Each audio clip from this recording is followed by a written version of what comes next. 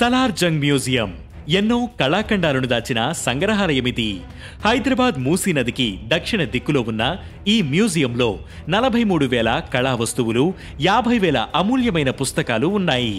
భారతీయ కళ, మధ్య ప్రాచ్య కళ, European art, far eastern art, children's art మొదలైన వాటితో పాటు ఫౌండర్స్ గ్యాలరీ కూడా ఇక్కడ ఉన్నాయి. 1951 డిసెంబర్ 16న ప్రారంభమైన ఈ మ్యూజియంలో ఏనుగు దంతాల కుర్చీలు, పాలరాతి శిల్పాలు, వివిధ దేశాలకు చెందిన శిల్పాలు, చిత్రలేఖనాలు, బొమ్మలు, లోహ కళాఖండాలు, తివాచీలు, గడియారాలు ఇలా అనేక వస్తువులు ఉన్నాయి. సాలార్ జంగ్ అనేది ఓ వ్యక్తి పేరు కాదు. హైదరాబాద్ రాష్ట్రాన్ని పాలించిన నవాబ్ మీర్ తురాబ్ అలీ ఖాన్ కు నిజాం పాలకులు ఇచ్చిన బిరుదు.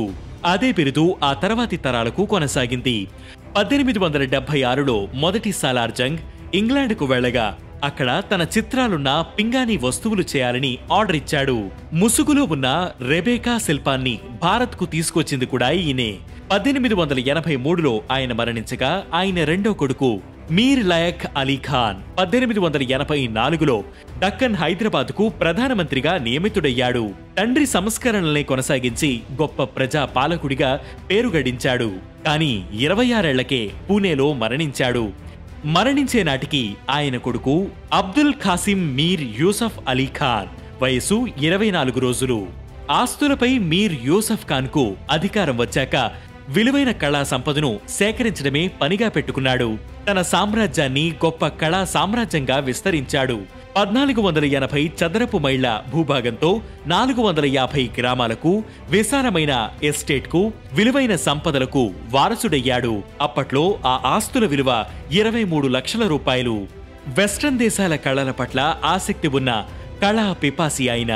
అందుకే ఆయా దేశాల నుంచి అందమైన కళా ఖండాలను సేకరించి తన రాజ్యంలో పెట్టుకున్నాడు.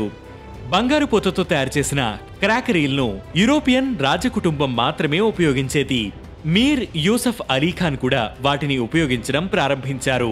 23 ఏళ్ల వయసులో 1912లో ప్రధానమంత్రిగా నియమితుడైన ఈయన 1914లో అనారోగ్య కారణాలతో ఆ పదవిని విడిచిపెట్టాడు. ఆ తర్వాత నుంచి కళా వస్తువుల సేకరణ కోసమే సమయాన్ని వెచ్చించాడు.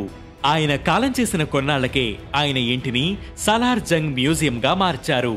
కుటుంబ సభ్యుల అంగీకారంతో అందులోని సంపదను ప్రభుత్వం స్వాధీనం చేసుకుంది.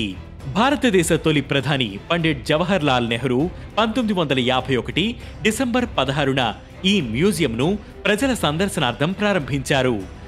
ప్రస్తుతం తెలంగాణ రాష్ట్ర గవర్నర్ దీనికి చైర్మన్ గా వ్యవహరిస్తున్నారు.